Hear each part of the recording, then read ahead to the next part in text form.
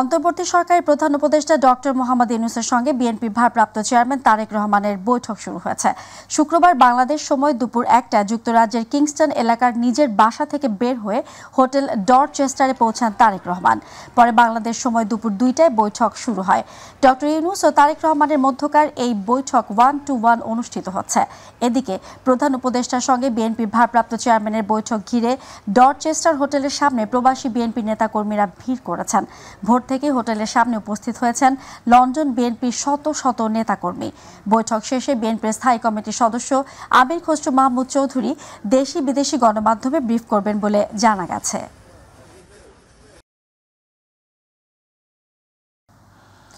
দেখতে দেখতে শেষ হয়ে গেল ঈদুল আজহার টানা 10 দিনের ছুটি। শুক্রবার ছিল সরকার ঘোষিত ছুটির 9ম দিন। আর তাই ঈদের ছুটি কাটিয়ে রাজধানীতে ফিরছে মানুষ। সবাই পরিবার নিয়ে স্বস্তিতে কর্মস্থলে ফিরছেন। অপরদিকে বেসরকারি অনেক প্রতিষ্ঠানের কর্মীরা ঈদের ছুটি না পাওয়ায় অনেকে প্রিয়জনের সঙ্গে ঈদের আনন্দ ভাগাভাগি করতে ঢাকা যাচ্ছেন। বিস্তারিত রয়েছে আবু সাইদ অপুর রিপোর্টে। টানা 10 দিন ছুটি পাওয়ায় পরিবার পরিজনের সাথে ঈদের আনন্দ উপভোগ শেষে এভাবে বাসে চড়ে ভোগান্তিহীনভাবে আবারও কর্মব্যস্ততার নগরীতে ফিরতে শুরু করেছে নগরবাসী। আবার কেউ কেউ ছুটি না পাওয়ায় শুক্রবার ছুটির দিনেও শেকড়ের টানে ছুটছেন আপনালয়ে। তবে একই পরিস্থিতি কমলাপুর রেল স্টেশনেও। সেখানেও ঘরমুখো মানুষের যেমন ভিড় ছিল, তেমনি আপনজনদের সাথে ঈদের আনন্দঘন সময় কাটিয়ে ঘর ফেরত মানুষের সংখ্যাও কম ছিল না। একটা দিন ঈদ কাটানোই, বাবা মার সাথে ঈদ কাটানো, এটা হচ্ছে মূল উদ্দেশ্য। ছুটি ম্যানেজ করতে পারিনি, এই কারণে আমি এখন বাড়ি যাচ্ছি আর মায়ের টানে বাড়িতে যাচ্ছি। সরকারি ছুটি শেষ হওয়ায় কর্মব্যস্ততার টানে ছুটে আসছেন ইটপাথরের নগরী রাজধানীতে। কেনই ছুটে আসা? কর্মস্থলে আসতে হবে, বাচ্চারা লেখাপড়া আছে, আসতেই হইব। কারণ পর আবার ব্যস্ততম সময়ে ফেরার উদ্দেশ্যে আসলে এখানে আসা। চলে আসছি কারণ এখানে কর্মব্যস্ততা আছে, বাচ্চাদের পড়াশোনার তাগিদ আছে। কর্মের ক্ষেত্রে আমরা ফিরছি, এই সময়ে কোনো ভোগান্তির শিকার হতে হয় নাই। দীর্ঘ ছুটির কারণে এবার রাজধানীমুখী যাত্রা ছিল স্বস্তিকর ও শৃঙ্খলাপূর্ণ। মানুষজন আরও 2-3 দিন আগ থেকেই রাজধানীতে ফিরতে শুরু করেছেন, কারণ আগামী 15 জুন থেকে আনুষ্ঠানিকভাবে শুরু হবে কর্মদিবস। দীর্ঘ লম্বা ছুটিতে প্রিয়জনের সাথে ঈদের আনন্দ মুহূর্তটুকু কাটিয়ে আবারও কর্মব্যস্ত নগরী রাজধানীতে ফিরতে শুরু করেছে মানুষজন। আর যারা ছুটি পাননি তারা আজ থেকে আপনজনের টানে ছুটে যাচ্ছেন আপন নিরে। তবে সকলের প্রত্যাশা একটাই, যেভাবে নিরাপদে তারা বাড়িতে পৌঁছাবেন এবং সেভাবে নিরাপদে যেন আবার ঢাকায় ফিরতে পারেন, সেই প্রত্যাশা ছিল সবার মুখে মুখে। কমলাপুর রেল স্টেশন থেকে আবু সাইদ অপু, মাই টিভি, ঢাকা। ঈদুল আজহার পর রাজধানীর বাজারগুলোতে মাংসের বেচাকেনা অনেকটাই থমকে গেছে। বাজারে গরু খাসির মাংস পাওয়া গেলেও ক্রেতার দেখা নেই। তবে সবজির বাজারে স্বস্তি বিরাজ করছে। মুরগি ও ডিমের বাজারে স্বস্তির নিঃশ্বাস ফেলছেন নিম্ন ও মধ্যবিত্ত মানুষ। এ নিয়ে বিস্তারিত রিপোর্টটি করেছেন শিমুল খান। গত সপ্তাহের মতো প্রায় প্রতিটি সবজির দাম অপরিবর্তিত রয়েছে। শুক্রবার রাজধানীর কাউরান বাজার, বনশ্রী, রামপুরা ও মিরপুর এলাকা ঘুরে দেখা গেছে এমন পরিস্থিতি। সবজি মোটামুটি একই রকমই আছে, সবজির দাম খুব একটা চেঞ্জ অপরিবর্তিতই আছে। ঈদের আগে যেই রেটে বিক্রি করছি, ঈদের পরও ওই রেটে বিক্রি করতেছে। 60 টাকা 50 টাকা কেজি, বেগুন 60 টাকা 70 টাকা কেজি, পেঁপে 40 টাকা 50 টাকা কেজি। মুদিপণ্যের দাম স্বাভাবিক থাকলেও পর্যাপ্ত সরবরাহ না থাকায় মাছের দাম কিছুটা বৃদ্ধি পেয়েছে। ঈদের পরবর্তী সময় ডাল, চাল, নিত্য প্রয়োজনীয় জিনিসের দাম স্বাভাবিকই আছে, ভালো আছে, বাড়ে নাই, কিছু দামই বাড়ে নাই। মাছের বাজার দাদা আগে চেয়ে একটু আর কি দাম বেশি, অল্প একটু। মাছের বাজারও একটু বেশি আগের তুলনায়। অন্যদিকে নতুন চাল বাজারে আসায় মিনিকেট চালের দাম কেজিতে 6 থেকে 8 টাকা কমেছে। অন্যান্য চালের দামও নিম্নমুখী। চালের বাজার অনেকটাই কমছে, কেজিতে 5-7 টাকা করে কমছে চাল। সব চালের দামই এখন কম আছে। কোরবানির পর খামারগুলোতে গরুর সংকট থাকায় প্রতি কেজি গরুর মাংসের দাম কেজিতে 50 টাকা বেড়েছে। খাসির মাংস বিক্রি হচ্ছে 1200 টাকা, ব্রয়লার মুরগি বিক্রি হচ্ছে 160 টাকা। কোরবানি দেওয়ার পরে খামারিদের গরু নাই, এই লেগে একটু গরুর দাম বেড়ে আর কি, কেজিতে প্রায় 50 টাকা বাইরে গেছে। ঈদের আগেও যে দাম ছিল এখনো ওই দামই আছে বর্তমানে। 1200 টাকা খাসি অরিজিনালটা, 60 টাকা আর ব্রয়লার 150 টাকা। বাজারে সরবরাহ ও চাহিদার ভারসাম্য থাকলেও আগামী কয়েকদিন মূল্য আরও স্থিতিশীল থাকবে বলে মনে করছেন বিক্রেতারা। শিমুল খান, মাই টিভি, ঢাকা। এবার ঈদের দীর্ঘ ছুটিতে রাজধানী ঢাকা নিস্তব্ধ দীর্ঘ সময় ধরে। পথঘাটে জনসমাগম ততটাই কমেছে, কোনো ট্রাফিক সিগন্যালে নেই যানজট, ফলে বিভিন্ন গন্তব্যে ছুটতে খুব একটা বেগ পেতে হচ্ছে না নগরবাসীকে। চিরচেনা জ্যাম না থাকায় স্বাচ্ছন্দ্যে গন্তব্যে যেতে পারছেন সবাই। এ যেন গরমের মাঝেও স্বস্তির পরশ। বিস্তারিত রিপোর্টটি করেছেন আবু সাইদ অপু। গ্রামে থাকা প্রিয়জনদের সঙ্গে ঈদুল আজহা উদযাপন শেষে রাজধানীতে মানুষ ফিরতে শুরু করলেও দীর্ঘ ছুটির কারণে কর্মস্থলমুখী মানুষের চাপ খুবই কম। তাই তো চারদিকে শুনশান আর নীরবতা যেন বলে দিচ্ছে যানজটের চিরচেনা নগরী আর নেই। বিগত 2 দিনের তুলনায় সড়কে ব্যক্তিগত গাড়ি, ব্যাটারি চালিত অটোরিকশা এবং সিএনজি চালিত অটোরিকশা চলাচল কিছুটা বেড়েছে। স্বাভাবিক কর্মব্যস্ত দিনের মতো যানবাহনের ভিড় বা ভোগান্তি একেবারে নেই বললেই চলে। দীর্ঘ ছুটির কারণে এই নগরীটা ভালোই লাগতেছে, খারাপ না, জ্যাম নাই, 1 নম্বর কথা। 2 নম্বর হাইটা যাওয়ার একটা সুযোগ সুবিধা আছে, ভালো।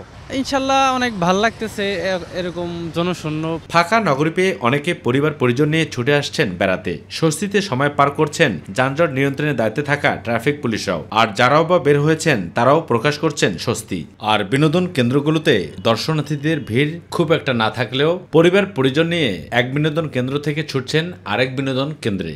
যে কোনো জায়গায় আমরা সময়মতো পৌঁছাতে পারছি বা সব কিছু মিলে গাড়ি ঘোড়ার চাপ কম থাকাতে পরিবেশটা একটু অন্যরকম ভালো লাগছে আর কি। ঢাকার যে সৌন্দর্য, আশেপাশের গাছের কথা বলেন বা যে ডেকোরেশনগুলো আছে, যানজটের কারণে আমরা সেই জিনিসটা উপভোগ করতে পারি না।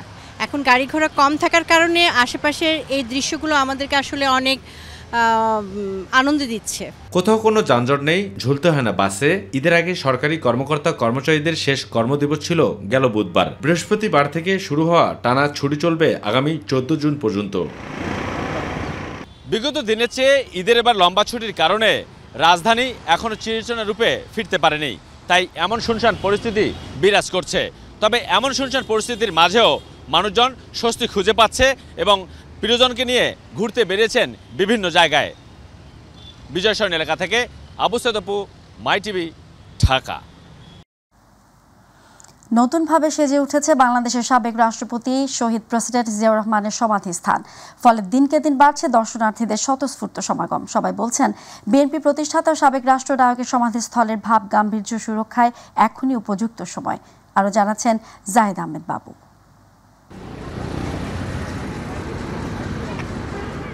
রাজধানী সহ দেশের বিরাজমান তাপদাহে যখন জনজীবন স্থবির, তখন পানির সাথে লুটোপুটি খেলতে কার না মন চায়। আর তাই রাজধানীর জিয়া উদ্যানের লেক এখন সাধারণ মানুষের কাছে যেন প্রশান্তির এক অন্যরকম তীর্থস্থান।